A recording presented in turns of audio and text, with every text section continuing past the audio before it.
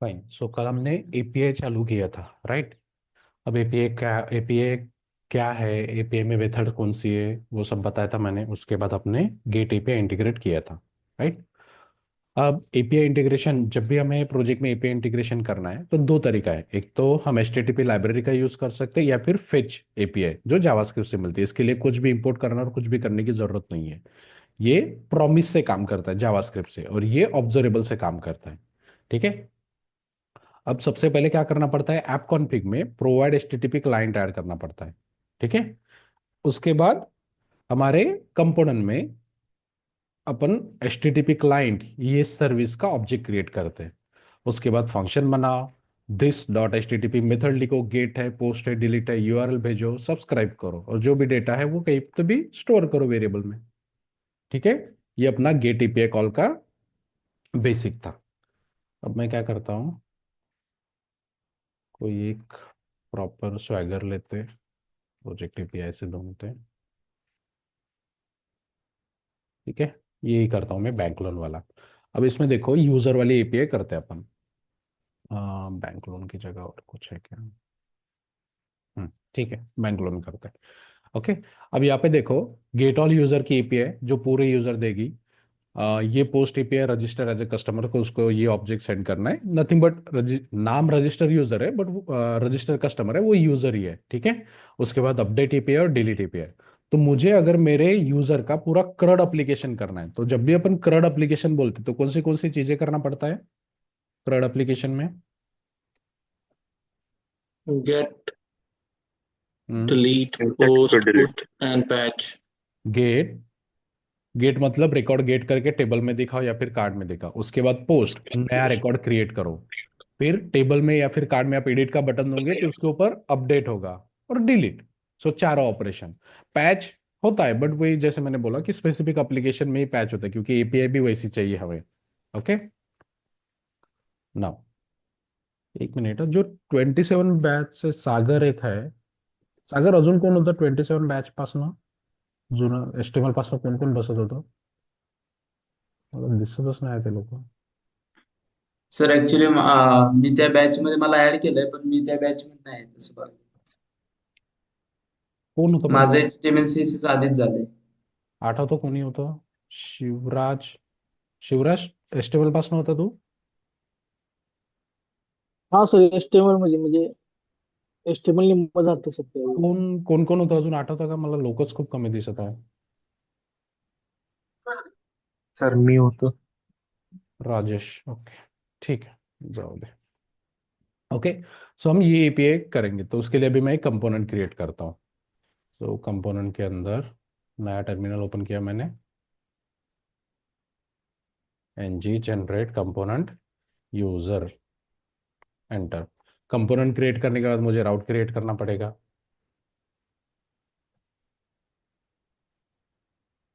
User, user component, राउट create करने के बाद मुझे यहाँ पे एक लिंक भी बनाना पड़ेगा। यूजर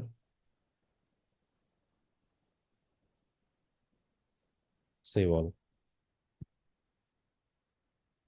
ठीक है, मेरा कंपोनेंट ओपन हो रहा है। अब जब भी अपन क्रड चालू करते हैं ना, राइट। अब सबसे पहले अपने को क्रड जब भी आपको करना है तो एक थोड़ा सा खुद सबका एक अलग पैटर्न होता है कि जब भी हमें क्रड एप्लीकेशन पे काम करना है, या फिर कोई, जैसे मैंने बताया था कि प्रोजेक्ट कोई भी रहे, हम क्रड एप्लीकेशन ही क्रड ही करते, एपीआई कॉल करते, डेटा आता है, डेटा दिखाते, यही काम होता है हमारा नॉर्मली, ठीक है। तो पहले यूआई बना लो, ठीक है। उसके बाद एपीआई कॉल चालू करो, एपीआई कॉल फंक्शन लिखो, राइट। यूआई बनाने के बाद अपना ऑब्जेक्ट बनाना पड़ता है। वो ऑब्जेक्ट हमें फॉर्म में बाइंड करना पड़ता है।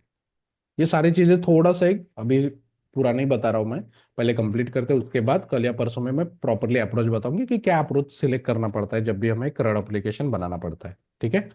अब अपना गेट एपीआई हो चुका है, राइट।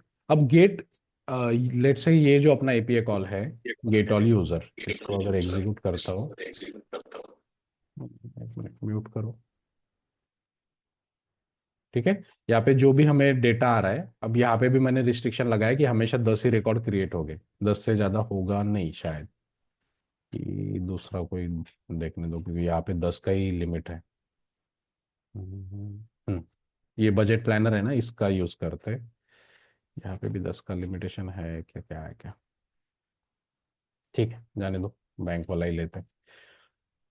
सो टेबल, गेट एपीआई से जो हमें डेटा मिलता है वो हम कहाँ कहाँ पे दिखा सकते हैं? गेट एपीआई से ये डेटा मिलता ग्रिड है, right?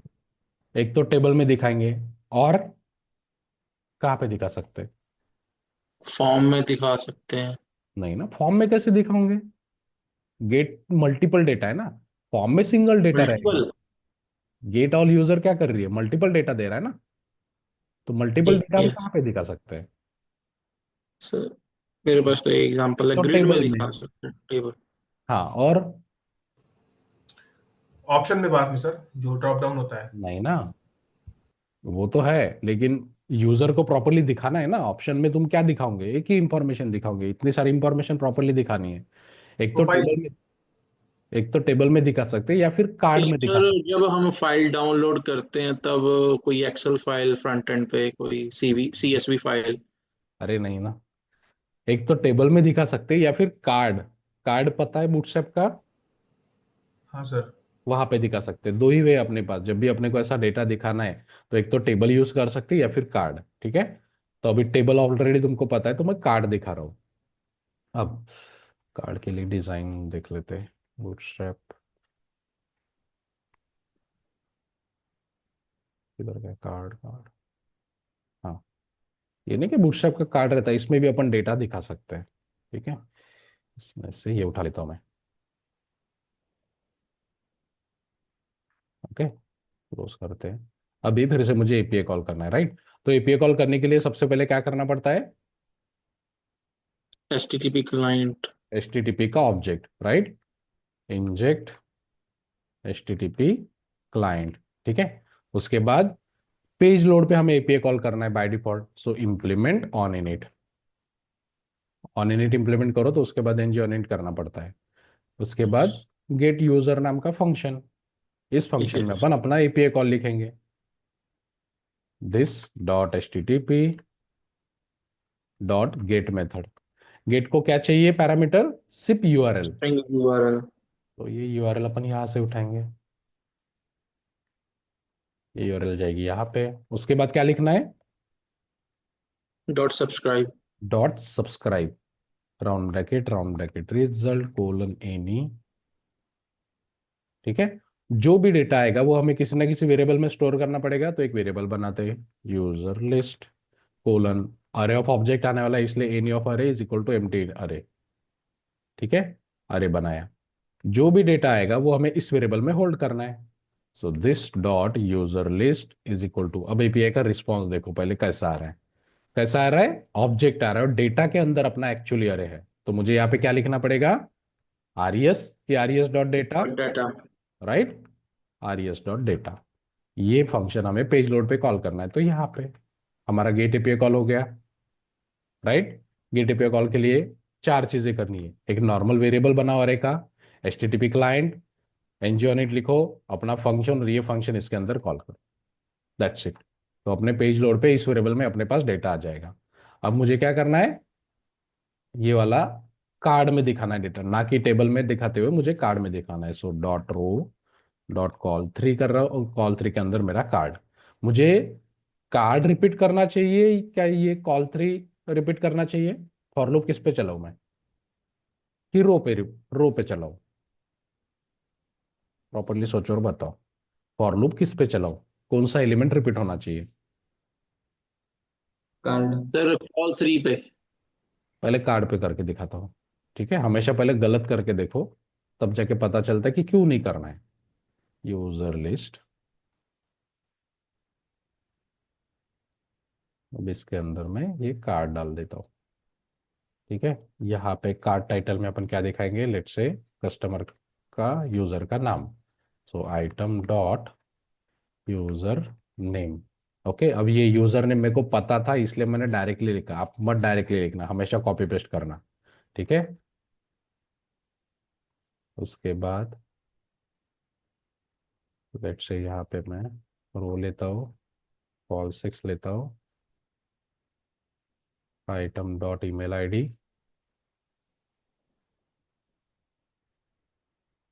उसके बाद फुल नेम दिखा देता हूँ। क्या है उसके बाद, रोल दिखा देते हैं। रो कंप्लीट हो गई।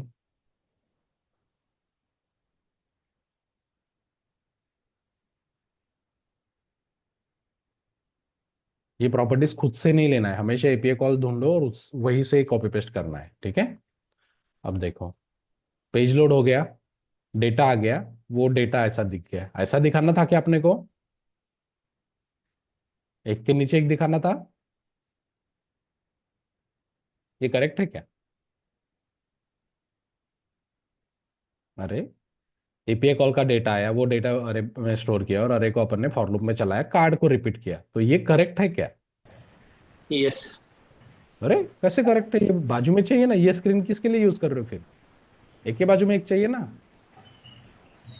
कॉलम वाइज रो में आना चाहिए। राइट। तो मुझे ये फॉर लूप कहाँ पे चलाना था, कॉलम पे, ठीक है। अब मैं क्या कर रहा हूँ, कॉलम रिपीट कर रहा हूँ, तो एक रो बन जाएंगे, उसके अंदर 3 कॉलम। देखो, अब प्रॉपर दिख रहा है, थोड़ी सी स्पेसिंग दे देते हैं यहाँ पे, पी टी हाइफन 2 दे रहा हूँ, 2 दे देता, पैडिंग टॉप 2, ठीक है। अब प्रॉपर लग रहा है कि पहले प्रॉपर लग रहा था? अब तो भी थोड़ा सा यूआई डिजाइन बिगड़ रहा है, क्योंकि कहीं कहीं पे देखो, ये क्या बोलते हैं, नाम बड़ा था, अपने यहाँ पे क्या दिखाया, हाँ फुल नेम यहाँ पे दिखाया, तो मैं क्या करता हूँ, यूजर नेम की जगह फुल नेम दिखा देता हूँ और यूजर नेम यहाँ पे दिखा देता हूँ, ताकि यूआई स्ट्रक्चर बिगड़े ना अपना। तो भी बिगड़ ही रहा है कहीं पे तो भी।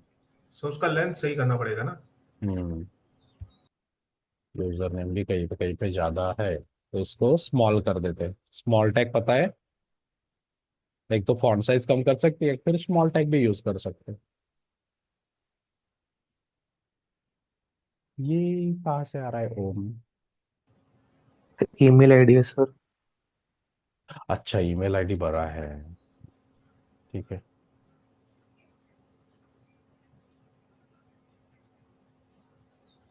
ठीक है।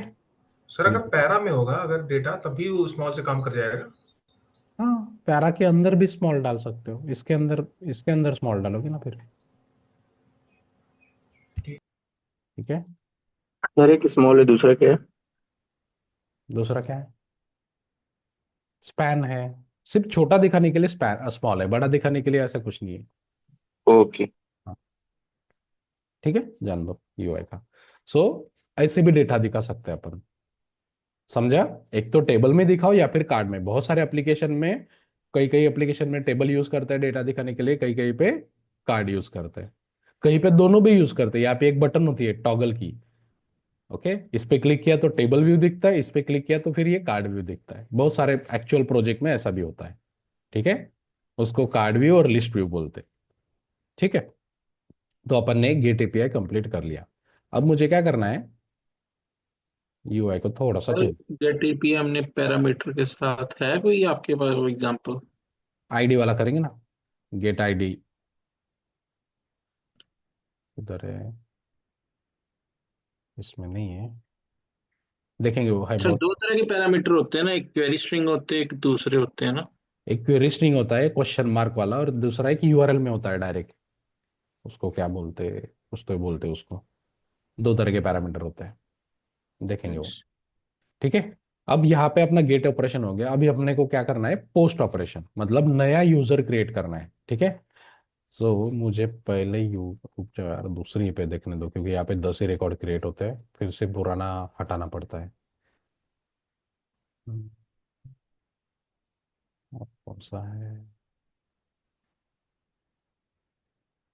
ठीक है, जान लो, करके देख लेते, एरर भी दिखाना हो जाएगा। तो अब मैं क्या करता हूँ, इस यूआई को थोड़ा सा मैनेज करता हूँ।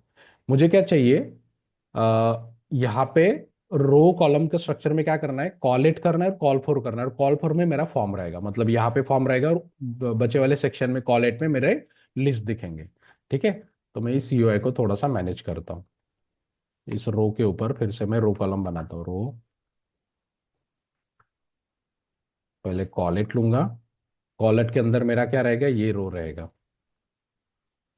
ठीक है, और कॉलेट कॉलेट खत्म होने के बाद मेरे पास बचा है कॉल। कितने की ग्रेड होती है अपनी, 12। Right, call for. तो कॉल फॉर में मुझे लगेगा फॉर्म। अभी सेव करके देख लो, ये ऐसा दिख रहा है, थोड़ा सा मैंने कार्ड छोटा कर दिया, राइट। अब यहाँ पे मुझे चाहिए फॉर्म। अब फॉर्म क्रिएट करने से पहले अपना पोस्ट एपीआई देख लो कि लेट से अपन ये रजिस्टर कस्टमर वाला एपीआई यूज करें, ये यूज करो या फिर ये यूज करो। इसमें सिर्फ रोल अलग जाता है ऑटोमेटिकली, इसमें रोल अलग जाता है, बाकी सब सेम ही है। ठीक है, तो इतना फील्ड है, इस एपीआई को, पोस्ट एपीआई को इतने सारे फील्ड चाहिए।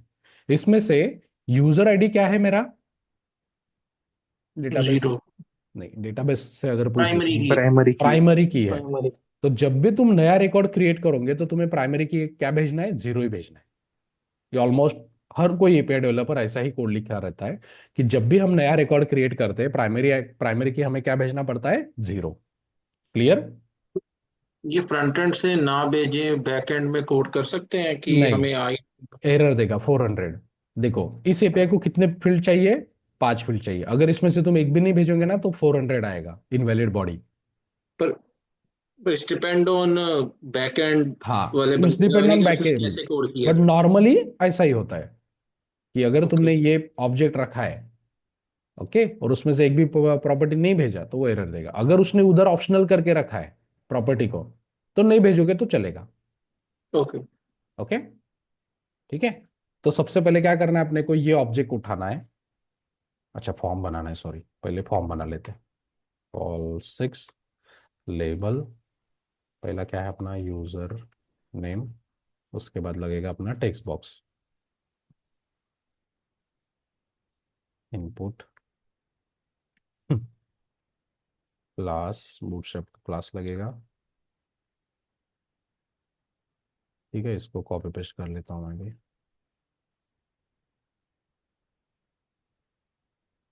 यूजर नेम हो गया, उसके बाद email ID, full name, password. ठीक है, ईमेल, फुल नेम, पासवर्ड। ठीक है, मेरे एपीआई को जो ऑब्जेक्ट चाहिए उसके अकॉर्डिंग मैंने फॉर्म बना लिया मेरा। सिर्फ यूजर आईडी नहीं बनाया फॉर्म में। क्यों नहीं बनाया यूजर आईडी, 0 भेजना all the time. Right, zero भेजना है। तो टेक्स्ट बॉक्स बना के क्या कर लोगे तुम, बाय डिफॉल्ट जीरो भेजोगे। ओके, अब मैंने ऑब्जेक्ट बना लिया, फॉर्म बना लिया, उसके बाद ये ऑब्जेक्ट को कॉपी करो। हम टेम्पलेट फॉर्म देखने वाले हैं पहले, ठीक है। साइड बाय साइड ओपन कर लेते हैं। फिर अपने user dot component dot TS में हमें एक वेरिएबल बनाना है, user OBJ colon any equal to अपना ऑब्जेक्ट रखो।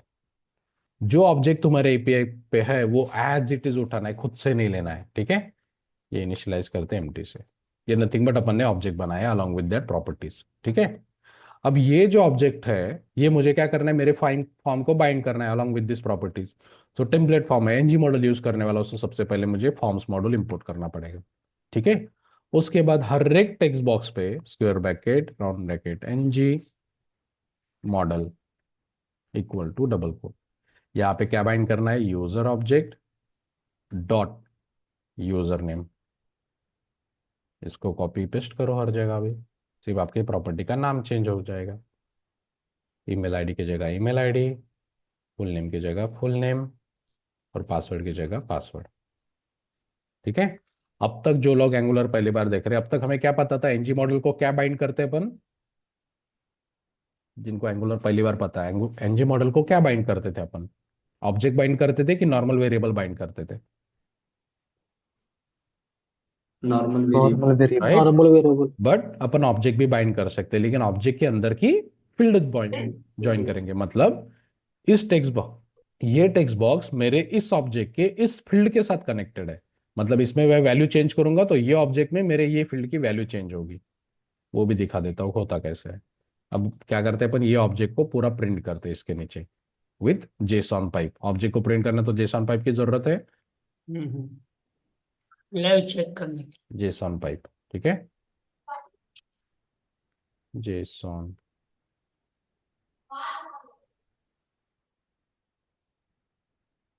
देखो अभी यहाँ पे कुछ भी नहीं है, ठीक है, एम्प्टी है नॉब नहीं, वेट दिखा क्यों नहीं? कुछ वैल्यूज नहीं है। अच्छा सॉरी, नीचे है, नीचे डाला ना अपन ने रो के, ये रो के नीचे डाला तो नीचे नहीं आएगा इधर, तो इसको ये रो के नीचे डालते तब जाके वो बाजू में देखेगा। ठीक है, एम्प्टी ऑब्जेक्ट है। अब अगर मैंने यहाँ पे लिखा, देखो दिख गया, ईमेल में डाल रहा हूँ ईमेल में गया, फुल नेम में डाल रहा हूँ फुल नेम में गया, पासवर्ड में डाल रहा हूँ पासवर्ड में गया। समझा? तो जो चीज नॉर्मल वेरिएबल के साथ हो रही थी वही चीज सेम ऑब्जेक्ट के साथ भी होती है। तो हमने क्या किया, ऑब्जेक्ट क्रिएट किया, वो ऑब्जेक्ट की particular field particular text box के साथ बाइंड की। तो जब भी हम टेक्स्ट बॉक्स की वैल्यू चेंज करते हैं, टेक्स्ट बॉक्स की वैल्यू अपने ऑब्जेक्ट के इस पर्टिकुलर फील्ड में जाती है, जैसे वेरिएबल में हो रहा था वैसे ही। अंडरस्टूड? Yes. ये हमारा टेम्पलेट फॉर्म है। ऑब्जेक्ट बनाओ और उस ऑब्जेक्ट को अपने फॉर्म में ऐसे एनजी मॉडल के साथ बाइंड करो। ठीक है, अब फॉर्म की वैल्यू किस में आ रही है, जो भी यूजर डिटेल डाल रहा है वो किस में आ रहा है, ऑब्जेक्ट में। तो ये ऑब्जेक्ट हमें एपीआई कॉल के साथ भेजना है। ठीक है, तो डॉट रो कॉलम 6, यहाँ पे बटन लेता हूँ, एक बटन रहेगा अपना रीसेट के लिए,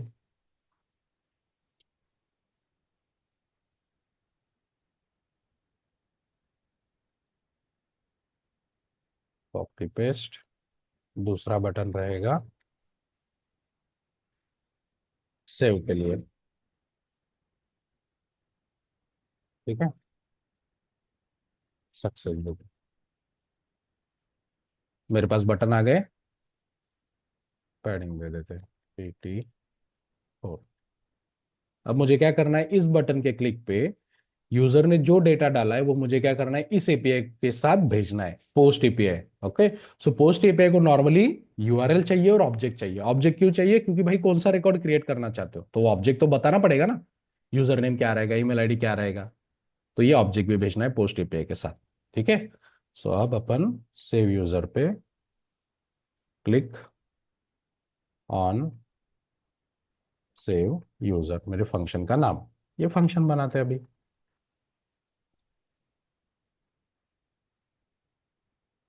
ठीक है, इस फंक्शन में अभी कौन सा एपीआई कॉल करना है, post. So this dot HTTP dot post, post पे मैं हॉर करता हूँ।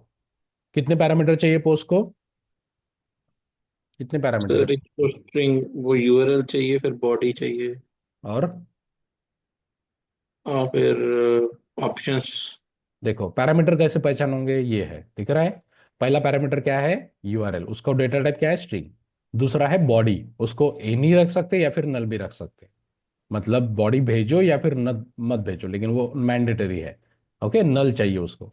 तीसरा है ऑप्शन, ऑप्शन देखो यहां से स्टार्ट हुआ डायरेक्ट यहाँ पे खत्म हुआ, सॉरी यहाँ पे। तो अपने पोस्ट एपीआई को कितने पैरामीटर है, 3, उसमें से 2 मैंडेटरी है।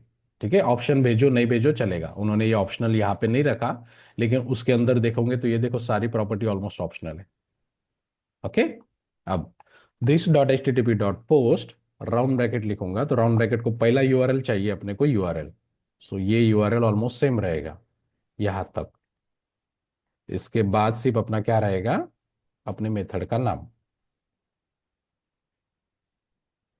मेथड का नाम क्या है अपने, रजिस्टर कस्टमर। ये हमेशा कॉपी पेस्ट किया करो, स्पेलिंग मिस्टेक होगी तो 500 आएगा स्लैश। ओके, ये अपना एपीआई कॉल होगा, अभी भी एरर दे रहा है क्योंकि उसको 2 पैरामीटर एक्सपेक्टेड, 2 to 3 पैरामीटर्स, 2 या 3 चाहिए बट गॉट 1, क्योंकि हमने एक ही पैरामीटर भेजा है। दूसरा पैरामीटर इसमें क्या भेजेंगे, दूसरा बॉडी, पैरामीटर बॉडी, मतलब क्या भेजना है यहाँ पे, this dot user object. Object ना, जो फॉर्म फॉर्म का डेटा भेजना है, फॉर्म का डेटा हमें किस में मिल रहा है, ऑब्जेक्ट में। So this dot user object, फिर से dot subscribe, result colon any arrow function. ठीक है, अब ये अपनी पोस्ट एपीआई है। तो पोस्ट एपीआई में जैसे मैंने बताया ना कि ये 3 फील्ड आती है, तो इसमें जो रिजल्ट प्रॉपर्टी है ना वो तुम्हें चेक करना है। अब देखो मैं यही का ये एग्जीक्यूट करके दिखाता हूँ, ट्राई इट आउट। मैं कुछ भी नहीं चेंज करता हूँ, एग्जीक्यूट करता हूँ। देखो क्या आया, फॉल्स आया। पता नहीं मैसेज क्यों ना, नॉर्मली मैसेज में मैसेज आता है कि एपीआई कॉल फेल क्यों हुआ। ठीक है, अब यहाँ पे मैं थोड़ा सा डेटा डालता हूँ प्रॉपर। इसको अभी सेव करके देखते हैं। देखो यूजर नेम ऑलरेडी एग्जिस्ट आया, तो जो मैंने यूजर नेम भेजा है ये शायद ऑलरेडी एग्जिस्ट है, तो मैं ऐसा कुछ तो भी डालता हूँ, एग्जीक्यूट। देखो अभी प्रॉपर्टी क्या आई, ट्रू आई। पहले क्या आ रहा था, ये रिजल्ट प्रॉपर्टी फॉल्स आ रही थी। तो अगर एपीआई कॉल सक्सेस है, मतलब जो भी तुम एपीआई कॉल कर रहे हो उसमें प्रॉपर एग्जीक्यूट हुआ, तो रिजल्ट में क्या आएगा, ट्रू आएगा। ये मैं भेज रहा हूँ एपीआई साइड से, मैंने ऐसा लॉजिक लिखा है। अगर एपीआई साइड में डेटा इंसर्ट करते हो कुछ भी एरर है, तो मैं यहाँ पे फॉल्स भेजूंगा और एरर यहाँ पे भेज दूंगा मैसेज में। क्लियर है? तो हमेशा ये रिजल्ट प्रॉपर्टी चेक करना है कि रिजल्ट प्रॉपर्टी ट्रू है कि फॉल्स है, क्या उससे पता चलेगा कि एपीआई कॉल सक्सेस हुआ कि नहीं। ओके, सो अब एपीआई कॉल से जो रिजल्ट प्रॉपर्टी है ना वो हमें यूज करना है। तो कैसे यूज करेंगे, यहाँ पे लिखेंगे इफ रिजल्ट डॉट, रिजल्ट में क्या आ रहा है, ऑब्जेक्ट आ रहा है, उसमें एक प्रॉपर्टी अपनी रिजल्ट। अगर ये ट्रू है तो हम क्या बोलेंगे, अलर्ट में दिखा देंगे मैसेज कि एपीआई कॉल सक्सेस, या फिर कस्टमर क्रिएटेड सक्सेसफुली, जो भी मैसेज दिखाना है। अगर ट्रू है तो, अगर एल्स है मतलब ट्रू नहीं है, फॉल्स आया, तो एपीआई कॉल से मैसेज भी आएगा। वही मैसेज अपन यहाँ पे दिखा देंगे, res डॉट मैसेज। ओके, अब यहाँ पे डिबगर लगाओ, इसके अंदर डिबगर लगाओ। ये सेम चीज मैंने गेट एपीआई के टाइम पे नहीं की थी, क्योंकि एपीआई से डेटा नहीं मिला ना, तो डेटा में एम्प्टी अरे आता है, इसलिए मैंने वहां पे नहीं किया। लेकिन पोस्ट, डिलीट और पुट में हमेशा हमें ऐसा चेक लगाना पड़ता है। कब लगाओगे, जब तुम्हारे एपीआई का रिस्पॉन्स ऐसा है, डेटा वाला, ऑब्जेक्ट वाला। नहीं तो कभी कभी अपन सक्सेस और एरर के साथ भी खेलते हैं, तो वो आगे बताऊंगा मैं। ठीक है, अगर तुम्हारे एपीआई कॉल का रिस्पॉन्स ऑब्जेक्ट है जिसमें रिजल्ट प्रॉपर्टी है, ये स्पेसिफिक मेरे एपीआई के साथ, क्योंकि मैंने एपीआई कैसे लिखी है, अगर एपीआई कॉल सक्सेस है तो मैं रिजल्ट में ट्रू भेजता हूँ, अदरवाइज फॉल्स भेजता हूँ। और अगर फॉल्स है तो मैसेज में तुम्हें एरर भी आएगा, क्यों, एपीआई ब्रेक हुई है। ओके, सो ऐसा इफ एल्स लगाना है एक्स्ट्रा। अब सेव करके देखते हैं प्रॉपरली।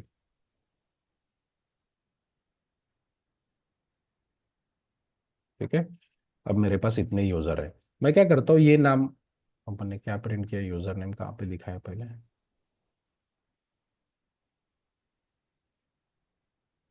अच्छा तीसरे वाले इसमें ना।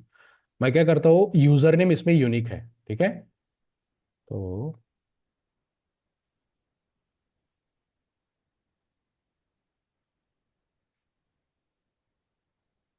ठीक है, ये वाला यूजर है मेरा। इस यूजर का नाम already, user name already exist है, मैं इसी नेम से फिर से क्रिएट करने का ट्राई करता हूँ। ठीक है,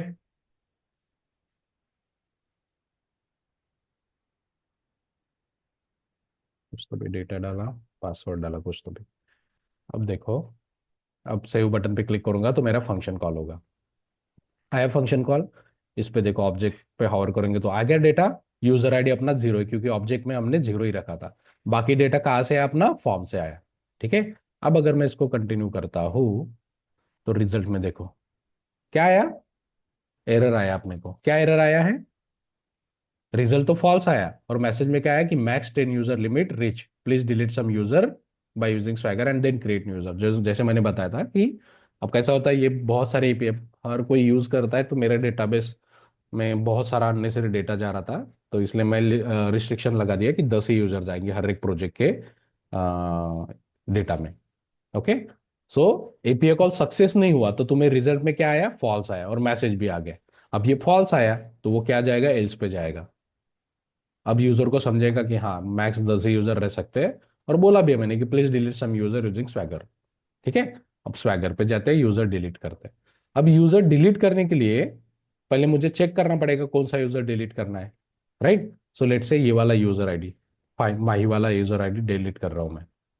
ओके, 5 6, ये वाला ID delete API. Delete API को क्या चाहिए, यूजर आईडी चाहिए। Try it out, user ID डालो, कौन सा यूजर डिलीट करना है, एग्जीक्यूट करो।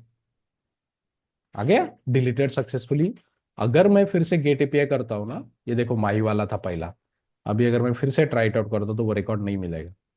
देखो दूसरा रिकॉर्ड आ गया, तो वो रिकॉर्ड डिलीट हो गया। अब मैं रिकॉर्ड क्रिएट कर पाता हूँ। अब फिर से मैं सेव पे क्लिक करता हूँ। पहले बार देखो रिस्पॉन्स में हमें क्या मिला था, फॉल्स मिला था, लेकिन एरर क्या था, max 10 user limit rich. Okay. अब मैं यूजर नेम यही रखा हूं, ये यूजर नेम ऑलरेडी एग्जिस्ट है मेरा। अभी मैं सेव करता हूं, फिर से फॉल्स ही आया, लेकिन अभी मैसेज चेंज हो गया। क्या बोल रहा है message, user name already exist, कि जो तुमने यूजर नेम भेजा है तो वो ऑलरेडी एग्जिस्ट है। देखो यहाँ पे, अब अगर मैं यूजर नेम चेंज करता हूँ, 55 करता हूँ, तो अगर ये यूजर नेम ऑलरेडी एग्जिस्ट नहीं है तो मेरा सेव होगा। सेव। अब देखो रिजल्ट प्रॉपर्टी आई ट्रू, जैसे ट्रू आया डेटा में भी डेटा आ गया। ओके। सो ट्रू आया मतलब कस्टमर सक्सेसफुली सेव हो गया। Understood sir. वो प्रॉपर्टी का मीनिंग। हाँ। यस सर, यहाँ पे अब सेव कर दिया। हम्म। सर इसके बाद अच्छा नेचर को क्या है कि हमें एग्जिस्टिंग एरिया ऑफ ऑब्जेक्ट में वो पुश करना चाहिए कि दोबारा एपीआई कॉल करनी एक चाहिए वो अपडेटेड पार्ट्स नॉर्मल, दिखाने के लिए। अभी फिलहाल के लिए एपीआई कॉल ही करेंगे। देखो अभी अपन ना रिकॉर्ड रिकॉर्ड तो क्रिएट होगा, लेकिन वो रिकॉर्ड यहाँ पे दिख नहीं रहा है। तो वो दिखाने के लिए अपन नॉर्मली क्या करते हैं, सेव के सक्सेस में फिर से ये एपीआई कॉल, ये फंक्शन कॉल कर देंगे ताकि नया डाटा फिर से दिखे। ओके। देखो अभी इधर गया अपना रिकॉर्ड, पर ये रिकॉर्ड है लास्ट वाला। ठीक है। अब इस एक और डिलीट करना पड़ेगा, ये इसको R12 को डिलीट करता हूँ मैं। ठीक है। अब रिफ्रेश करते हैं, मेरे पास इतने रिकॉर्ड है। ठीक है। यहाँ पे एक चीज पूछनी है एक और, हाँ, कि सब्सक्राइब के अंदर हम दोबारा सब्सक्राइब तो नहीं कर सकते ना? कर सकते हैं, इसके अंदर फिर से एपीआई कॉल लिखो।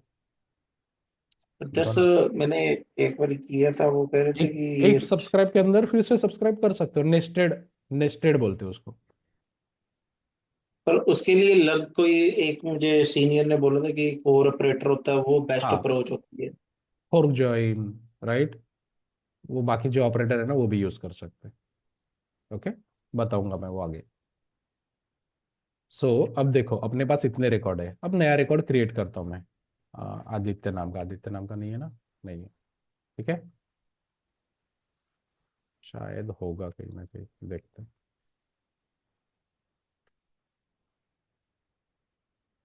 सेव यूजर, कंटिन्यू, ट्रू आया। ठीक है। अब जैसे ट्रू आएगा, सक्सेस के अंदर गया, इफ के अंदर अलर्ट बॉक्स दिखा, उसके बाद अपन क्या कर रहे हैं, ये फंक्शन कॉल कर रहे हैं। तो ये फंक्शन में फिर से गेट एपीआई कॉल किया अपन ने, राइट। अब देखो यहाँ पे डिबगर लगाता हूँ, कंटिन्यू। अभी फिलहाल अपने यूजर लिस्ट में कितने रिकॉर्ड थे, 9। अभी अपने एपीआई कॉल से कितने आए, 10। तो जो नया रिकॉर्ड आया वो दिखा, और टेबल में देखो यहाँ पे अपने आप नया रिकॉर्ड दिख गया। ओके। सो हमने नया रिकॉर्ड क्रिएट किया, वो नया रिकॉर्ड के क्रिएट होने के बाद अगर नया रिकॉर्ड सक्सेस हुआ है तो हमने फिर से ये फंक्शन कॉल किया, ताकि अपना गेट एपीआई कॉल फिर से कॉल और नया रिकॉर्ड, नया डेटा हमें फिर से दिखे। तो अपने आप डेटा दिख गया। अंडरस्टूड, क्लियर है। तो पोस्ट एपीआई कॉल के लिए, पोस्ट एपीआई कॉल करने के लिए क्या करना पड़ता है, सबसे पहले स्वैगर पे अपना ऑब्जेक्ट देखो कि क्या ऑब्जेक्ट भेजना है, कितनी फील्ड है, इस फील्ड के अकॉर्डिंगली अपना फॉर्म बनाओ, राइट। उसके बाद ये ऑब्जेक्ट को कॉपी करो, ये ऑब्जेक्ट डायरेक्टली वैसे के वैसा अपना डॉट टीएस में पेस्ट करो एक वेरिएबल में। फिर फॉर्म मॉड्यूल इंपोर्ट करो, फिर ये ऑब्जेक्ट अपने फॉर्म में बाइंड करो यूजिंग एनजी मॉड्यूल प्रॉपर्टी के साथ। ओके। फिर बटन के क्लिक पे अपनी सेव एपीआई, पोस्ट एपीआई लिखो। पोस्ट एपीआई यूआरएल लगेगी, और उसको ऑब्जेक्ट क्या भेजोगे, जो ऑब्जेक्ट तुमने बनाया। ओके। और उसके बाद ये इफ एल्स स्टेटमेंट लगाओ। ये कब लगाओगे, अगर एपीआई का रिस्पॉन्स ऐसा है तो। अभी कुछ एपीआई अगर देखोगे, फ्रीलांस जॉब की देखो, क्रिएट प्रोजेक्ट जॉब, इसका रिस्पॉन्स है, इसका रिस्पॉन्स क्या है, वही ऑब्जेक्ट है, दिख रहा है। तो यहाँ पे नहीं लगाना है, जहां पे उस ऑब्जेक्ट का रिस्पॉन्स, रिजल्ट, डेटा, मैसेज दिख रहा है, वहीं पे ये वाला चेक लगेगा। ओके। क्लियर हुआ पोस्ट एपीआई नया रिकॉर्ड कैसे क्रिएट करता है। Sir, hmm we are giving user ID as 0, but hmm how does it get a value, proper value from backend? that in database it is getting created automatically. In database, we while creating database, we mention that user ID is a primary key and we make it identity also. So every time new record get inserted into the database, na a unique ID automatically database will assign. तो यहाँ पे अगर देखोगे तो हर एक user को कुछ ना कुछ यूनिक यूजर आईडी होगी.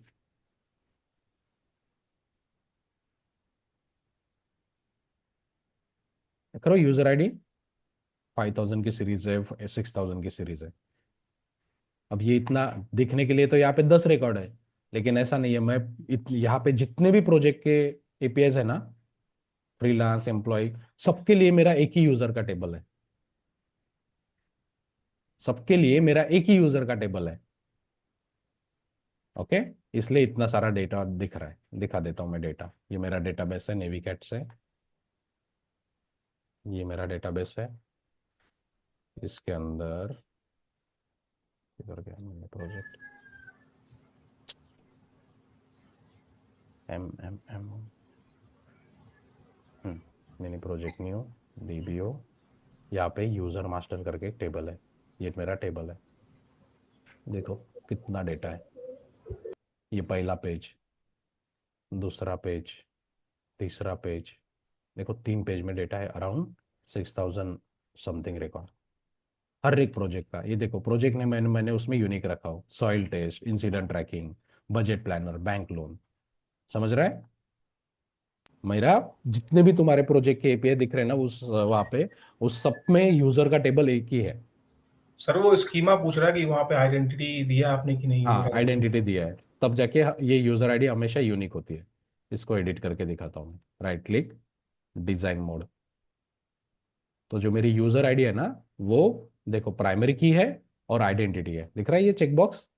तो हमेशा जब ये टेबल में डेटा जाएगा तो यूजर आईडी यूनिकली डेटाबेस खुद ही देगा. हमें टेक केयर करने की जरूरत नहीं है. समझे? Okay, understood. सर आपने माइस्क्यूएल यूज किया है ना सर, माइस्क्यूएल? हाँ, माइस्क्यूएल, सॉरी एमएसएसक्यूएल, माइस्क्यूएल नहीं. Sorry Microsoft. Sir. MySQL normally Java और पीएचपी वाले यूज करते हैं, राइट? डॉट नेट वाले माइस्क्यूएल मैंने देखा नहीं है ज्यादा. ठीक है. सो पोस्ट एपीआई के लिए क्या क्या करना है समझा? किसी को कुछ डाउट है?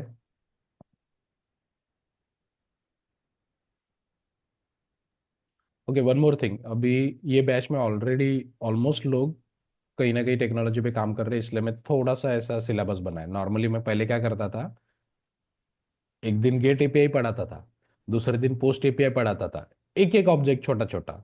तो मेरी बैच चलती थी 2 महीने की एंगुलर पे, क्योंकि नॉर्मली फ्रेशर होते थे. ओके.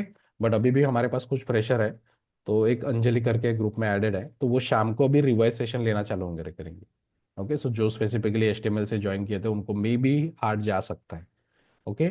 सो शाम को 8 या 7:30 बजे वो रिवाइज सेशन लेगी. जो भी तुमको लग रहा है कि नहीं ये थोड़ा सा और अच्छे से करना है, तो अंजलि रोज तुमको रिवाइज करते जाएंगे. ठीक है. तो जिनको भी ज्वाइन करना है तो शाम को ज्वाइन कर लिया करो, क्योंकि मैं थोड़ा सा स्पीड में है, क्योंकि अपन एक ही दिन में 2-2 टॉपिक कंप्लीट कर रहे हैं कभी कभी. तो हो सकता है किसी को समझ रहा है, नहीं समझ रहा है, तो शाम को रिवाइज सेशन ज्वाइन कर लिया करो. वो जो भी टॉपिक चाहिए वो रिवाइज करते जाएंगे. ठीक है. तो सेम ग्रुप में? हाँ, सेम ग्रुप में मैसेज आएगा. Okay sir. ठीक है. अब अपन ने क्या किया, टेबल में मैं कार्ड में डेटा दिखा सक रहा हूँ, नया रिकॉर्ड क्रिएट कर पा रहा हूँ. अब मुझे एग्जिस्टिंग जो रिकॉर्ड है उसको एडिट करना है. लेट्स से ये ए है, उसको मुझे चेंज करना है, प्रॉपर कुछ नाम देना है, तो मुझे इस रिकॉर्ड को एडिट सर एक करना है. डाउट है। हाँ. एक चीज, ये हम बियरर भेजते हैं ना ऑथराइजेशन के लिए, वो हाँ. चीज इसमें होगा क्या कवर? हाँ, लॉग इन करेंगे तब. ओके ठीक। ठीक है. सो अभी हमें क्या करना है, एडिट करना है. तो एडिट के लिए मुझे सबसे पहले ये जो कार्ड लिंक दिख रहा है, यहाँ पे मुझे क्या करना पड़ेगा, बटन डालना पड़ेगा एडिट की. ओके. तो यहाँ पे एडिट लिखते, अब यहाँ पे कुछ कलर देते. ये एचरेफ निकालना पड़ेगा. एंगुलर में एचरेफ कभी मत रखना. रख के दिखाता हूँ क्या होता है. प्रॉपरली ध्यान दो, यहाँ पे ध्यान दो. पेज रिलोड होता है, एडिट पर क्लिक किया, देखो दिख रहा है. कहाँ पे चला गया, बैक चला गया. समझा ना? ये देखो, समझा क्या हुआ? एचरेप अगर हैश रखते हो ना तो वो बेस लोकेशन पे चला जाता है, इसलिए एंगुलर में कभी भी एचरेप यूज ही नहीं करना है। Okay, router link. सो हाँ, राउटर लिंक तो करना है, लेकिन अगर राउटर लिंक भी नहीं यूज कर रहे हो, यहाँ पे तो अपन राउटर नेविगेशन नहीं करने वाले, तो भी एचरेप हटा दो, एचरेप चाहिए ही नहीं। ओके, यहाँ पे मैं कलर लगाता हूँ, बटन सक्सेस। कलर आ रही है क्या? कलर क्यों नहीं आ रही है? क्या गलत हुआ? SU डबल डबल से। नहीं दिख रहा है फिर भी, क्यों नहीं दिख रहा है? ओवरराइड कर रहा है क्या? ओवरराइड कर रहा है, वो एंकर टैग है ना, तो इसके जगह में बटन लगाओ क्या, BTN लगाते हैं और ये कार्ड लिंक निकाल देते हैं। सेव। ठीक है, मेरी बटन आ गई, बट ये एडिट के बाजू में जो बटन रहेगी उसको भी क्लास ऐड कर देते, ये रहेगी डिलीट की। बट ये अभी अच्छा नहीं दिखेगा एक के बाजू में एक, तो इसको क्या करेंगे, रो कॉलम स्ट्रक्चर में डालेंगे। तो कॉलम 6, मेरा यूआई अच्छा नहीं है उतना, लेकिन मुझे बूटस्ट्रैप पता है कैसे यूज करना है, तो उससे मेरा यूआई हो जाता है। बट वही अगर सेम चीज तुम मुझे विदाउट यूजिंग बूटस्ट्रैप करने के लिए बोलोगे, वो फ्लेक्स और उसके ना, तो अभी तक मेरे को फ्लेक्स जमा नहीं है, मैंने ट्राई भी नहीं किया। तो हमेशा मैं बूटस्ट्रैप से ही कंफर्टेबल होता हूँ, अब मेरा दिमाग भी वैसे ही काम करता है, बूटस्ट्रैप में कैसे डिजाइन करना है तो बूटस्ट्रैप से ही आता है। वही अगर फ्लेक्स से करने के लिए बोलो तो नहीं होता है मेरे से। हमारे प्रोजेक्ट में एक 3 साल से प्रोजेक्ट चल रहा था, ठीक है। मैनेजर चेंज हुआ, वो शायद वो बेसिक एचटीएमएल से आया था, उसको फ्लेक्स और ये सारी चीजें अच्छे से पता थी। तो सडनली उसने डिसाइड किया कि why you are using bootstrap, we should go for native HTML CSS। तो भाई ने पूरा बूटस्ट्रैप हटा दिया, और जो कुछ भी अपन सॉरी, बूटस्ट्रैप पूरा नहीं हटाया, सिर्फ ग्रिडिंग के लिए जहाँ पे भी अपन रो कॉलम यूज करते हैं ना, नहीं नहीं नहीं, रो कॉलम मत यूज करो, फ्लेक्स यूज करो, फ्लेक्स मोर यूजर फ्रेंडली और रिस्पॉन्सिव के लिए और अच्छा है। अब वो सर ये किसी शायद परफॉर्मेंस के लिए भी करते हैं ना सर? परफॉर्मेंस के लिए करते हैं क्या? हाँ सर। उसका परफॉर्मेंस अच्छा है क्या फ्लेक्स का? हाँ सर, ये जो जितने भी लाइब्रेरी वाला यूज करेंगे ना, तो उसमें फिर क्या होता है कि आउटडेट होगा, तो फिर दोबारा उनको टाइम टू टाइम अपडेट भी करना है। नहीं वो नहीं, उससे क्या परफॉर्मेंस है, लेकिन लेट से अभी तुमने 5 यूज किया, 5 चेंज भी होगा, तुम्हारा 5 का 5 ही रहेगा ना। ऑनलाइन तो यूज नहीं कर रहे हो, CDN तो यूज नहीं कर रहे हो, डाउनलोड करके यूज कर रहे हो। तो माइग्रेशन के टाइम में ये दिक्कत आएगा बार बार। ठीक है, जो भी होगा, लेकिन जिन जो लोग कंफर्टेबल है उसमें ना, तो वो ट्राई करते नहीं, नहीं तुम भी उसी में काम करो, राइट। तो जिनको नहीं पता है, पता कर लो फ्लेक्स कैसे काम करता है, नहीं तो हो सकता है, क्योंकि बहुत प्रोजेक्ट में जहाँ पे प्राइम इंजी यूज कर रहे हैं ना, वहां पे भी फ्लेक्स यूज करते हैं, क्योंकि प्राइम का फ्लेक्स है। तो किसी किसी का लॉजिक क्या चलता कि if we are using PrimeNG, why we will use Bootstrap. अब प्राइम इंजी और बूटस्ट्रैप ये दोनों चीजें सेम है क्या? नहीं सर। टोटली डिफरेंट है ना। तो मैनेजर को या फिर TL को समझाना बहुत मुश्किल हो जाता है कि प्राइम इंजी इट्स लाइक, वहां पे बहुत सारे कंपोनेंट है जो अपने को यूज कर सकते हैं। हाँ, उनका ग्रिड भी है, राइट, बट ग्रिड उन्होंने दिया है क्योंकि वो पूरा फ्रेमवर्क है, तो ग्रिड भी दिया है, लेकिन यूज करना ही ऐसा जरूरी नहीं है। प्राइम इंजी हम उनके कंपोनेंट्स यूज करते हैं, drop down, auto complete, date picker, table with pagination, everything. But bootstrap हम डिजाइनिंग के लिए यूज करते हैं, राइट। तो जब भी यस। इनिशियल लेवल पे प्रोजेक्ट सेटअप होता है ना, तब ये बहुत दिक्कत जाती है, अगर आपका मैनेजर प्रॉपर टेक्निकल नहीं है, या फिर जो बहुत सारे कंपनी में ऐसे मैनेजर होते हैं, थोड़ा बहुत नॉलेज ले लेते हैं और मैनेजर बन जाते हैं, क्योंकि उनको डेवलपमेंट ज्यादा पसंद है, लेकिन हर टेक्नोलॉजी का थोड़ा थोड़ा पता रहता है। तो वो बोलते हैं ना, आधा नॉलेज इज वेरी डेंजरस। तो उनको थोड़ा सा पता रहता है और उसी पे वो स्टिक करके रखते हैं, नहीं नहीं, जब प्राइम इंजी पे फ्लेक्स है, ग्रिड सिस्टम है, तो बूटस्ट्रैप क्यों यूज करना है? तो अगर आपके TL उनको कन्विंस नहीं कर पाए, तो आपका प्रोजेक्ट भसकता है। चालू तो हो जाता है, लेकिन फिर आगे जाके पता चलता है कि अरे प्राइम इंजी के ग्रिड सिस्टम यूज करके बहुत दिक्कत जाती है फिर। ओके, सो हमेशा ये याद रखो, बहुत बार तुमको भी आउटपुट देना पड़ता है कि नहीं, PrimeNG is a different thing. Okay, we have to use Bootstrap और टेलवाइन और जो भी CSS तुम यूज करने वाले हो, ठीक है। हाँ, if you are using material, material use कर रहे हो तो फिर लगे तो बूटस्ट्रैप मत यूज करो, क्योंकि मटेरियल का खुद का CSS का सब कुछ है, right. But PrimeNG is a different thing. Okay. अब सो पेज लोड होते हुए अपने को ये यूआई दिखता है, तो मुझे क्या करना है, अगर मैंने इस रिकॉर्ड पे क्लिक किया तो ये जो रिकॉर्ड है ये मेरा फॉर्म में पॉपुलेट होना चाहिए। जिस रिकॉर्ड पे क्लिक करूंगा उसका डेटा मेरे फॉर्म में पॉपुलेट होना चाहिए, करेक्ट। तो उसके लिए अभी हमें फंक्शन लिखना पड़ेगा। तो ये अपना एडिट बटन है, क्लिक लिखो ऑन एडिट।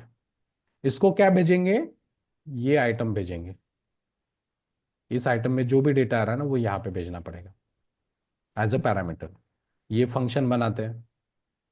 अब ये फंक्शन जब मैं कॉल कर रहा हूँ तो डेटा भेज रहा हूँ, तो मुझे यहाँ पे डेटा कैच भी करना पड़ेगा।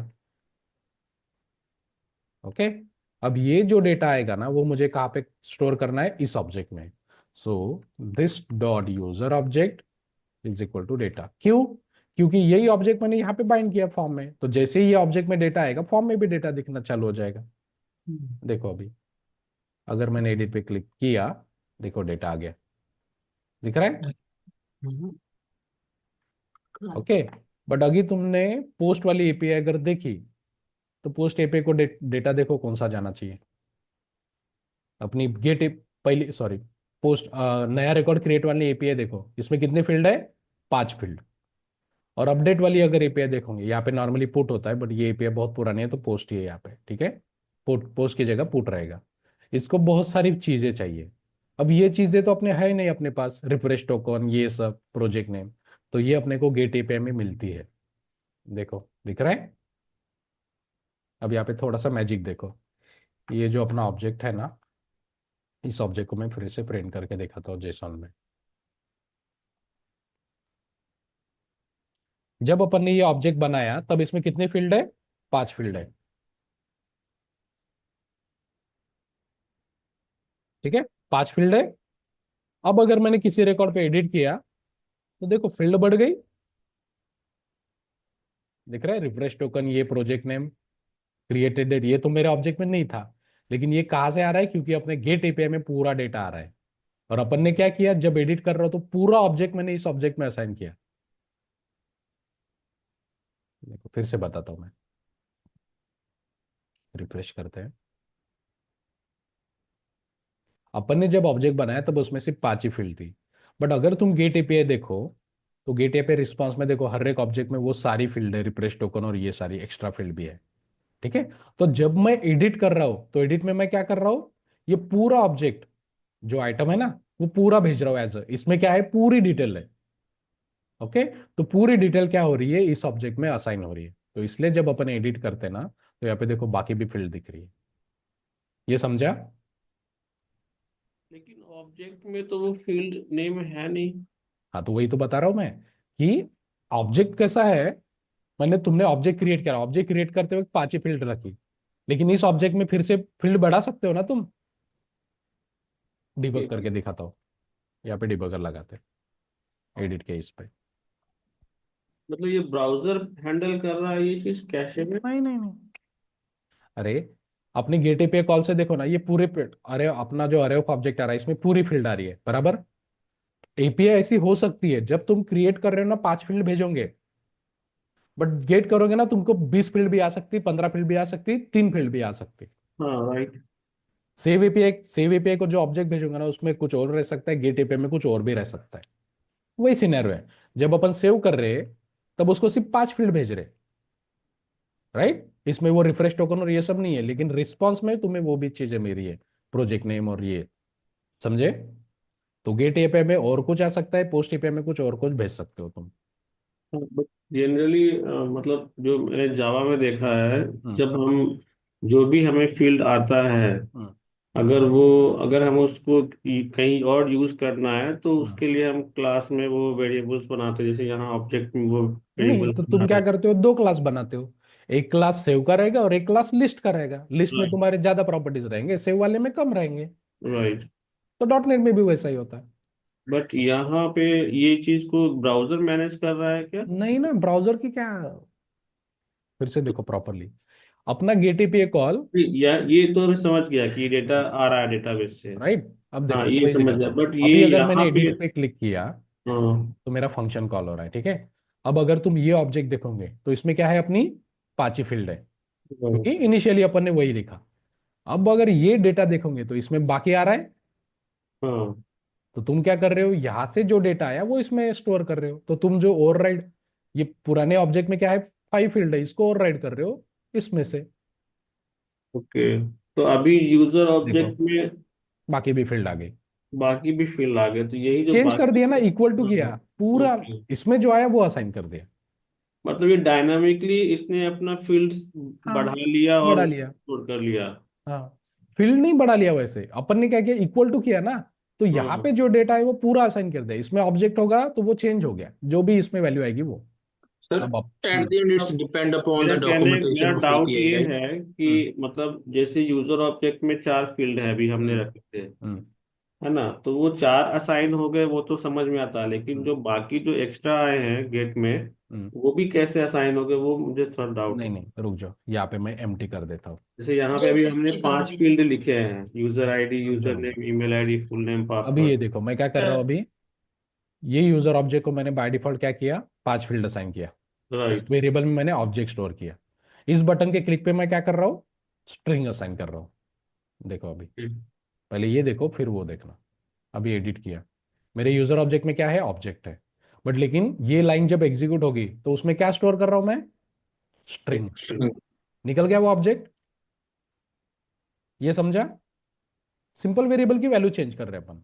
ये समझा क्या, सर वो ये एनी रखा ना अपन ने, हाँ। यस एनी है दैट्स तो तुम व्हाई कुछ भी दैट्स व्हाई असाइन कर एनी सकते हो, रखा।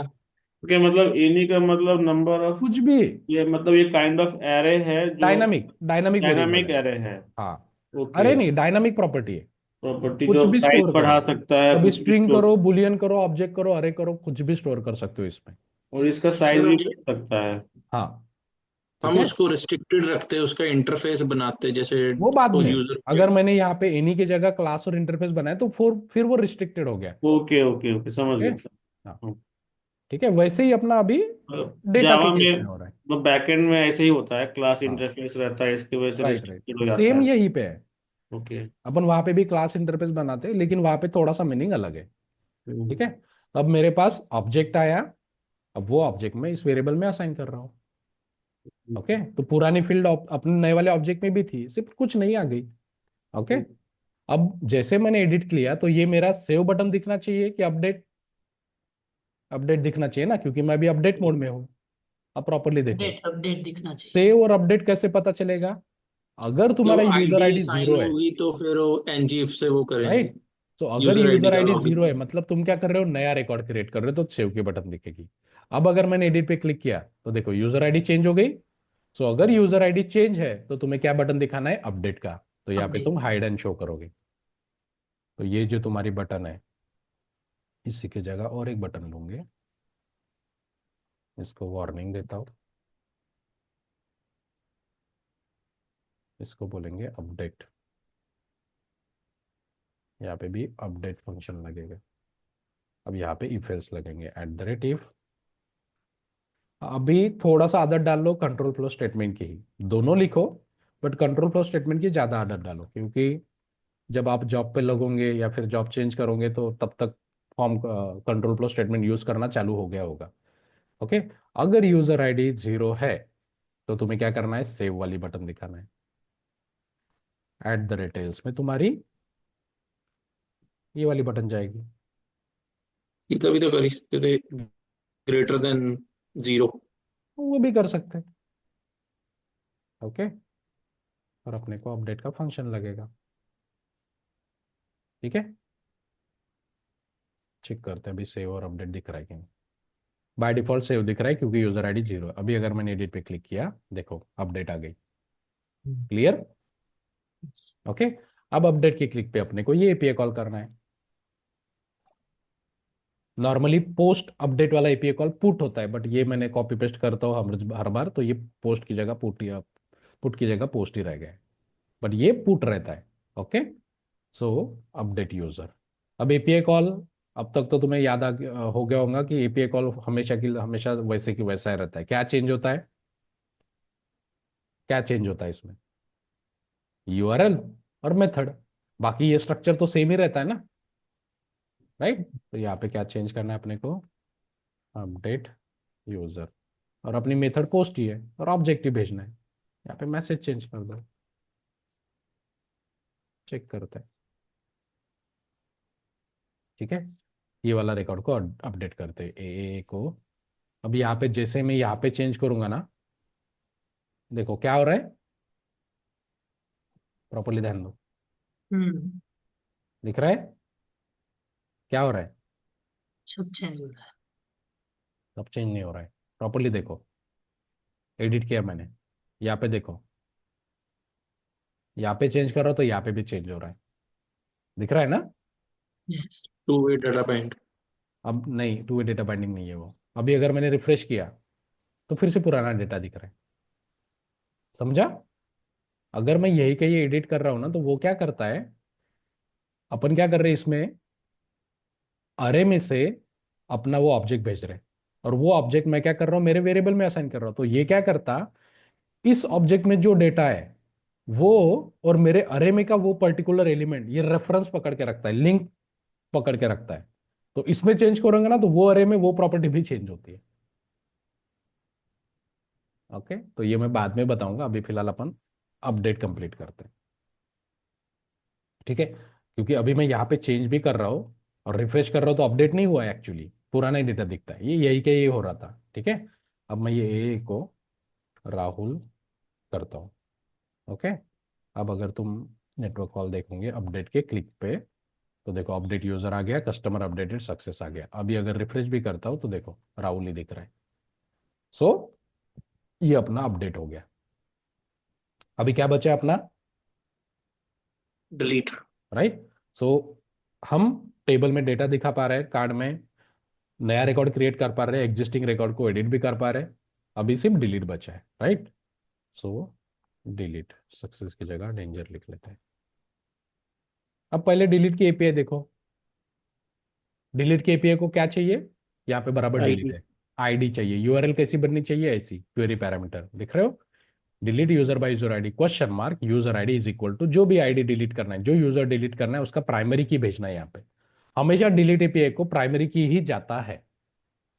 स्पेशल केस में होता है जब एपीआई डेवलपर को प्राइमरी की एक्सपोज नहीं करना है, तो वो क्या और कुछ तो भी यूनिक रखता है, बट नॉर्मली प्राइमरी की के साथ ही होता है। ऑलमोस्ट 70-80% प्राइमरी की के साथ ही डिलीट होता है। बट जहां पे सिक्योरिटी कंसर्न है, बैंकिंग एप्लीकेशन है, ट्रेडिंग एप्लीकेशन है, वहां पे प्राइमरी की एक्सपोज ही नहीं करते वो, तुमको प्राइमरी की देखने को ही नहीं मिलती है कहीं पे, गेट एपीआई नहीं मिलती, कहीं पे नहीं मिलती, और कुछ तो भी वो यूनिक बना के रखेंगे, वो भेजेंगे तुमको।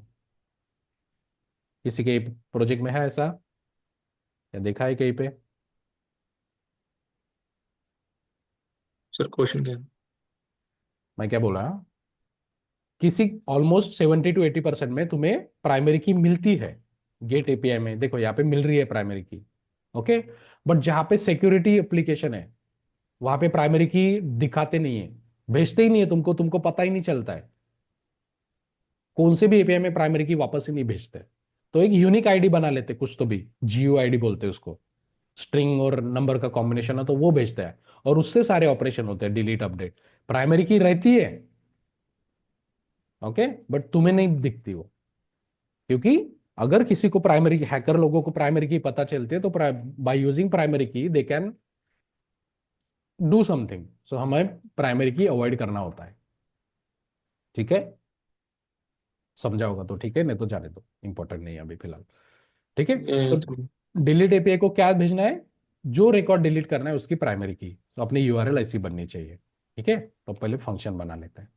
हाँ, और डिलीट एपीआई को क्या चाहिए, सिर्फ आईडी चाहिए, राइट? तब मैं जहां पे यहाँ पे फंक्शन लिखूंगा, क्लिक ऑन डिलीट, तो यहाँ पे मैं पूरा ऑब्जेक्ट भेजू कि सिर्फ आईडी भेजू, आईडी। राइट? पूरा ऑब्जेक्ट भेजने की जरूरत नहीं है, क्योंकि मुझे एपीआई को क्या भेजना है, सिर्फ आईडी।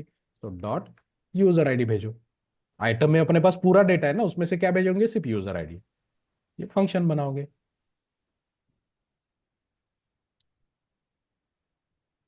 वहां से क्या भेज रहा हूं मैं, आईडी भेज रहा हूं, तो आईडी को कैच करते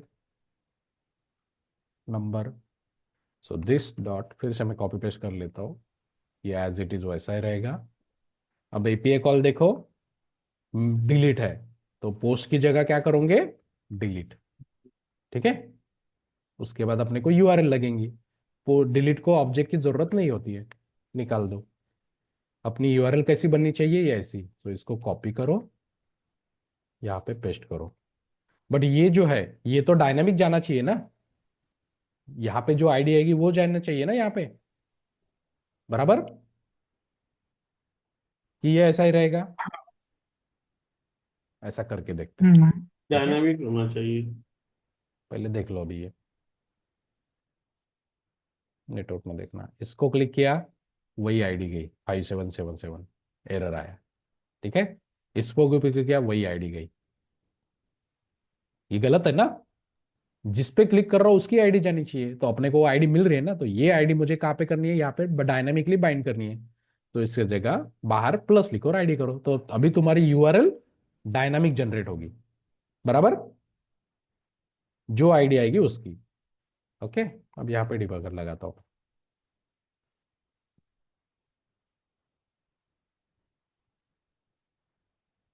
अभी अगर मैंने ये रिकॉर्ड को क्लिक किया, डिलीट को, चेतन को, देखो इसका आईडी क्या है, 6030, ठीक है।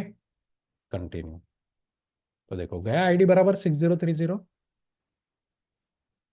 और डिलीट के बाद फिर से गेट एपीआई कॉल कर रहा हूं, तो देखो रिकॉर्ड भी डिलीट हो गया। आदित्य को डिलीट करते, डिलीट, कंटिन्यू। क्या था इसका, आईडी आया था क्या, 6031, दिख रहा है। पहला जो चेतन रिकॉर्ड डिलीट किया उसका ये आईडी गया, दूसरे का ये सिंपली डिलीट। बट जब भी अपन डिलीट करते ना, तो क्या और एक्स्ट्रा करना पड़ेगा। तुमने कोई भी एप्लीकेशन यूज करके देखा होगा, जब भी अपन कहीं पे रिमूव या पे डिलीट करते हो तो क्या होता है। हम्म, कहीं पे वो पॉपअप आता है, are you sure want to delete वाला, यस। राइट। तो तुम यस बोलते हो तो वार्निंग ही वो वार्निंग डिलीट होगा, अदरवाइज वो डिलीट नहीं होगा। तो उसके लिए यहाँ पे एक लोकल वेरिएबल बनाता हूँ कांस्टेंट से, इज डिलीट। यहाँ पे क्या लिखूंगा मैं, कंफर्म। जैसे अलर्ट बॉक्स है ना जावास्क्रिप्ट का, वैसे ही कंफर्म है, बट यहाँ पे अपन मैसेज भेज सकते हैं, श्योर वांट टू डिलीट, ठीक है। जब अपन कंफर्म बॉक्स यूज करते हैं तो अपने को दो बटन आती है, ओके और कैंसिल। अगर यूजर ने ओके क्लिक किया ना, तो मुझे इसका आउटपुट क्या मिलता है, देखो इसका आउटपुट क्या है इसका आउटपुट, कंफर्म फंक्शन का आउटपुट क्या है, बुलियन। बुलियन है ना। तो अगर ओके क्लिक किया तो तुम्हें ट्रू मिलेगा, कैंसिल किया तो फॉल्स मिलेगा। तो वो ये अगर कुछ रिटर्न कर रहा है तो इसकी वैल्यू यहाँ पे स्टोर होगी, तो यहाँ पे ट्रू आएगा, इक्वल टू ट्रू है, तो ही तुम्हें एपीआई कॉल करना है। तो ये एपीआई कॉल का फंक्शन तुम इस इफ के अंदर मूव करोगे। अब देखो ये प्रॉपरली, अभी अगर मैंने डिलीट पे क्लिक किया, यहाँ पे डिबगर लगाता हूँ, मेरा कंफर्म बॉक्स आएगा, इस पे मैं कैंसिल करता हूँ, देखो आया फॉल्स। तो फॉल्स है तो अंदर नहीं जाएगा, बाहर निकल जाएगा। फिर से डिलीट करता हूँ राम पे। अभी अगर मैंने ओपे की क्लिक किया तो देखो तुम्हें ट्रू मिला, ट्रू है तो अंदर जाएगा, समझे। मेरा एक दोस्त है, डॉट नेट डेवलपर है, ठीक है। मतलब मैं भी इनिशियल फेज में था तब, लेकिन मैं जावास्क्रिप्ट और जेक्वेरी में काम करता था, तो ये मेरे को पता था। अब डॉट नेट डेवलपर को पहले होता था कि डॉट नेट डेवलपर को भी जावास्क्रिप्ट या फिर जेक्वेरी पता रहना चाहिए था, बट लेकिन तब भी क्या होता था, कुछ कुछ डॉट नेट डेवलपर अपने को लिमिटेड रखते थे, नहीं मैं डॉट नेट डेवलपर हूँ तो बैकएंड पे ही ज़्यादा फोकस करूंगा। बट तब हम डॉट नेट डेवलपर को ही यूआई करना पड़ता था और डॉट नेट भी करना पड़ता था। तो इंफोसिस में उसको ये क्वेश्चन पूछा था कि कंफर्म अगर यूज करते हैं तो कैसे पता चलेगा कि उसने ओके क्लिक किया कि क्लोज कैंसिल क्लिक किया। अब अगर तुम डॉट नेट में 3 या 4 साल का एक्सपीरियंस दिखा रहे हो तो ये ऑब्वियस क्वेश्चन था, बट उसने ज्यादा ध्यान नहीं दिया होगा, कॉपी पेस्ट कर रहा होगा। तो इस क्वेश्चन के वजह से वो बता ही नहीं पाया कि कंफर्म पे ओके और कैंसिल आता है, तो कोड कैसे लिखोगे कि यूजर ने ओके क्लिक किया तो ये करना है, कैंसिल क्लिक किया तो वो करना है, क्योंकि वो कॉपी पेस्ट वाला था। तो एक वो क्वेश्चन के वजह से वो इंटरव्यू स्टॉप कर दिया उन्होंने। अभी ऑब्वियस था, पता रहना चाहिए था, लेकिन उसको नहीं सूझा तभी। ओके, क्लियर हुआ। सो अपना CRUD ऑपरेशन कंप्लीट हुआ। सो सर CRUD इसमें ऑपरेशन, ये वाला एंटर वाला इसमें बताओ ना सर, ये अभी टैब इंटर से आगे बढ़ रहा है। नहीं, उसके लिए डायरेक्टिव क्रिएट करना पड़ेगा। ये देखो बाय डिफॉल्ट टैब होता है, दिख रहा है? हाँ हाँ शिफ्ट टैब डालो तो वापस आएगा। एंटर अगर करना है तो उसके लिए डायरेक्टिव बनाना पड़ता है। डायरेक्टिव से इस डायरेक्टिव किया तो नेक्स्ट एलिमेंट को एक्टिव करते अपन। वो आगे बताऊंगा डायरेक्टिव जब अपन कस्टम क्रिएट करते हैं ना तब। ठीक है सर। क्लियर है सबको करंट ऑपरेशन में क्या क्या करना पड़ता है? यस। ठीक है। सर ये कंफर्म एंड ओके वाला भी सर बताइए थोड़ा। हाँ, अब अगर मैंने ये कंफर्म और ये नहीं लिखा तो जैसे ही मैंने बटन क्लिक किया डायरेक्टली तुम्हारा एपीआई कॉल हो जाएगा, बराबर। बट मुझे यूजर को कंफर्मेशन पूछना है कि अरे डिलीट करना, क्योंकि हो सकता है कि कभी कभी यूजर ऐसे ही देख रहा है और क्लिक हो गया गलती से। अगर तुमने कंफर्मेशन नहीं पूछा तो रिकॉर्ड तो गया, ओके। राइट। तो उसके लिए अपने को यूजर को कंफर्मेशन पूछना थी कि are you sure want to delete. So delete के क्लिक पे अपन पहले क्या कर रहे हैं, कंफर्म बॉक्स दिखा रहे हैं। तो कंफर्म बॉक्स अपन जब यूज करते तो अपने को दो बटन आती है, ओके और कैंसिल। अगर यूजर ने ओके क्लिक किया तो हमें रिटर्न में यहाँ पे वेरिएबल में क्या मिलता है, ट्रू। तो उसी के साथ हमने कोड लिखा है। अगर यूजर ने ओके क्लिक किया है तभी हम डिलीट करेंगे। अगर कैंसिल क्लिक किया तो यहाँ पे क्या आएगा, फॉल्स आएगा, तो अंदर नहीं जाएगा और डिलीट नहीं होगा। ओके समझे? सर, तो उसका आंसर यही रहेगा ना कि कंफर्म हमें यूज करना पड़ेगा। हाँ। अब जावास्क्रिप्ट का यूज कर रहे हो तो कंफर्म, अगर तुम प्राइम एनजी यूज कर रहे हो तो वहां पे उनका डायलॉग बॉक्स आता है। लेकिन लॉजिक यही है, उनका कुछ और फंक्शन होता है। तो ओके। डॉट नेट में भी तो इफ एल्स लगा के ही कंफर्मेशन तो वहां हाँ, भी रहता रहेगा ना। वहां पे भी रहता है। जावा में भी वैसा ही करते थे। ओके। डॉट नेट और जावा में जब वेब एप्लीकेशन बनती थी तो हम जावास्क्रिप्ट या फिर जेक्वेरी के साथ ही काम करते थे, जब अपने सर, पास एंगुलर रिएक्ट नहीं था। हाँ। लाइफ साइकिल का जो ऑन डिस्ट्रॉय होता है वो यहाँ पे वर्क होता है क्या ऑन डिलीट पे? नहीं, ऑन डिलीट देखो, ऑन ऑन डिस्ट्रॉय कब कॉल होता है, जब तुम्हारा पेज नेविगेट हो रहा है या फिर कंपोनेंट डिस्ट्रॉय हो रहा है। अब कंपोनेंट डिस्ट्रॉयर ऑन डिलीट का कुछ है क्या लेना देना? ओके, सो मुझे लगा कि मतलब ऑन वो डिलीट जैसे वो नहीं ना, वो पेज का इवेंट है, तुम्हारे पूरे कंपोनेंट का इवेंट है। यहाँ पे तो तुम सिर्फ बटन क्लिक कर रहे हो ना, तो इसका और उसका कुछ भी लेना देना नहीं है। ओके। बराबर समझा कि नहीं? हाँ, समझ। ठीक है। जब तुम इस कंपोनेंट से दूसरे कंपोनेंट पे जाओगे तब तुम्हारा एनजी ऑन डिस्ट्रॉय का कुछ आएगा। डिलीट के क्लिक पे तो तुम वही पेज पे हो ना, कंपोनेंट तो डिस्ट्रॉय हो नहीं रहा है, तो उसका और उसका कुछ भी लेना देना नहीं है। ठीक है, क्लियर है सबको? ऑन डिस्ट्रॉय सिर्फ मतलब राउट जब चेंज होता है उस हाँ, केस में? राउट जब चेंज होता है या फिर कंपोनेंट हाइड और शो भी दिखाया था मैंने यहाँ पे। ये हाइड कर रहा है, हाइड होगा तो भी इसका एनजी ऑन डिस्ट्रॉय कॉल होगा। ओके। ओके। तो अभी मैं एपीआई निकाल के देता हूँ कौन सी तुम कर सकते हो। बजट प्लानर में, बजट प्लानर में ये क्वेरी वाली एपीआई है, इतनी एपीआई ये यूज़ कर सकते हो बजट प्लानर की। ठीक है। उसके बाद अब ये यूज़र का तो अपन ने ऑलरेडी कर लिया, हर जगह सेम सेम ही है। ऐड वीडियो, हाँ ये करो।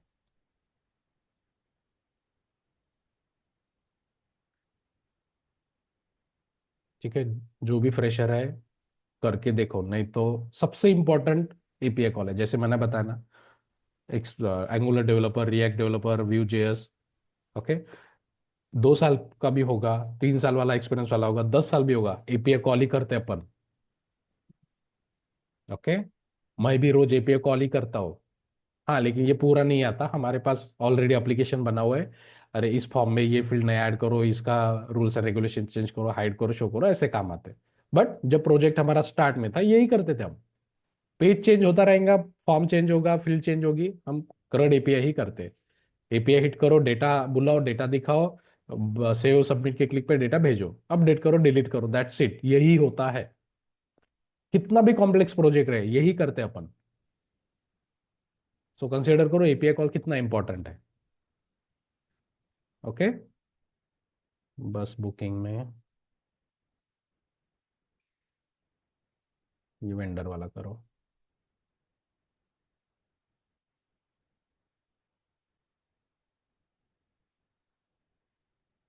ठीक है, ये 3 एपीआई कॉल दिए मैंने, क्वेरी, वीडियो और बस वेंडर। ये आज कर लेना।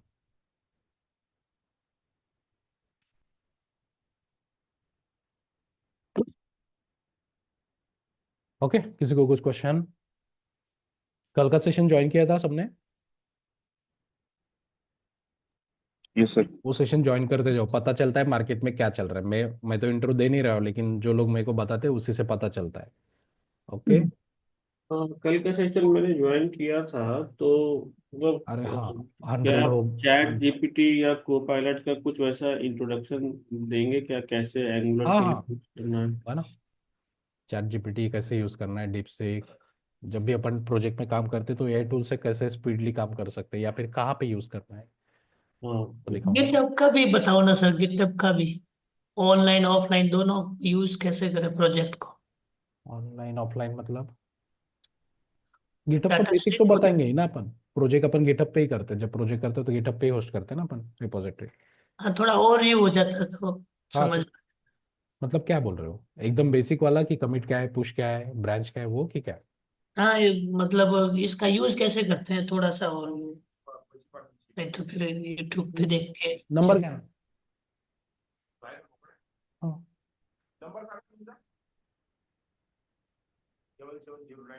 Just a minute.